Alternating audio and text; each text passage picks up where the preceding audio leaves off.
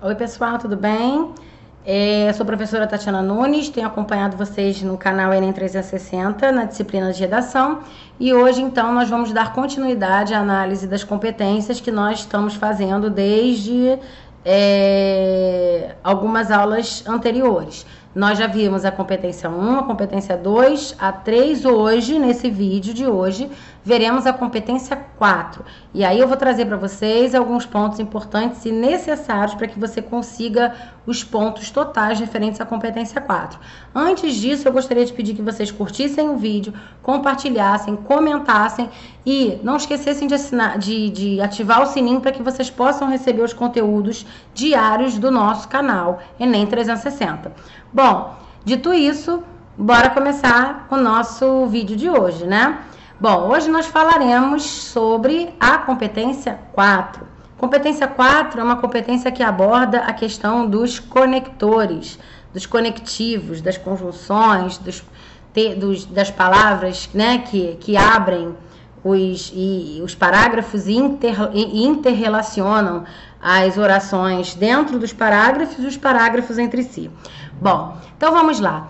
A competência 4, ela fala da estrutura dos parágrafos. Dentre, né, são alguns componentes e a gente vai ver um por um.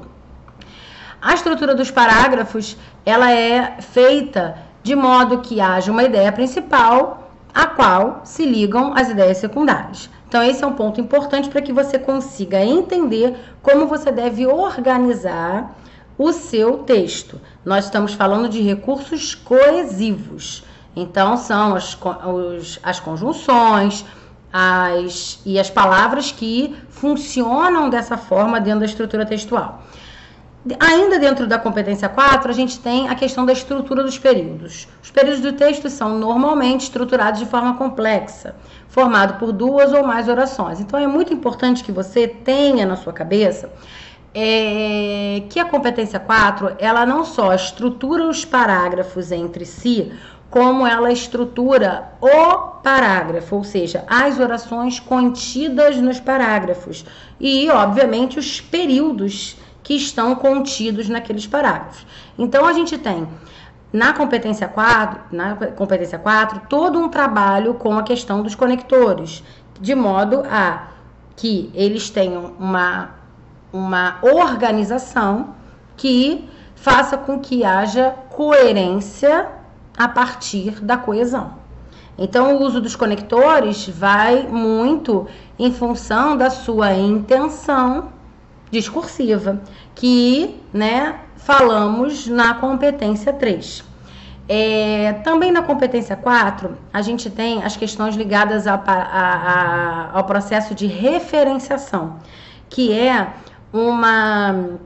um recurso linguístico que trabalha com pronomes, advérbios, artigos ou vocábulos de bases lexicais, como sinônimos, antônimos, os hipônimos e os hiperônimos, que, na verdade, vão fazer com que essa coesão exista dentro do texto.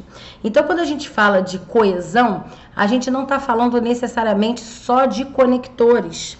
A gente está falando de uma referenciação de um modo geral, porque a referenciação, ela não vai se dar especificamente por conectores, ela vai se dar por meio de pronomes, ela vai se dar por meio de advérbios, por meio de artigos ou de palavras, né, vocábulos de base lexical iguais, né, equivalentes ou opostas, que são os antônimos. Por exemplo, quando eu digo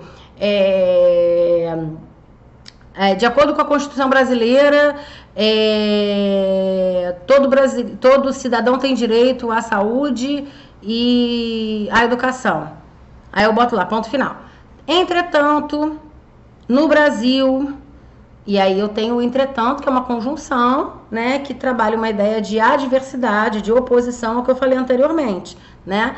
Mas, em termos de referenciação, por exemplo, eu podia dizer assim, eu poderia falar, isso se deve a um processo, isso que? Isso é um pronome indefinido, mas é um pronome que faz uma referência a algo que foi mencionado. Então, existem aí relações de referenciação que devem ser muito cuidadas para que não haja confusão e nem comprometimento da coerência. Então, as relações de coesão, elas devem estar muito claras no texto para que não haja comprometimento do sentido, comprometimento da coerência. Então, quando você opta por uma conjunção, por um conectivo, você tem que saber qual é o valor semântico desse conectivo, senão como é que você vai fazer? Se você, vou usar um conectivo tal porque eu acho que ele é bonito, mas eu não sei o significado dele, eu posso criar uma relação de oposição quando, na verdade, eu queria uma relação de soma. Eu posso criar uma relação de causa quando eu queria uma relação de finalidade. Olha o problema que eu vou ter. Então, é muito importante que vocês tenham consciência e saibam os valores semânticos dos conectivos com os quais vocês vão trabalhar. É bastante interessante que vocês adquiram também repertório de conectivos para que vocês não sejam repetitivos. E em relação à referenciação que eu citei aqui para vocês, é importante que vocês tenham um conhecimento vasto vocabular para que vocês evitem repetições de palavras iguais, próximas, e isso gere um empobrecimento do texto. Bom, eu espero que vocês tenham aproveitado essa aulinha de hoje, né? Aulinha no sentido não de pouco valor, mas de ser rapidinha. E eu vejo vocês, então, na próxima aula para falarmos da competência 5. Tchau, tchau.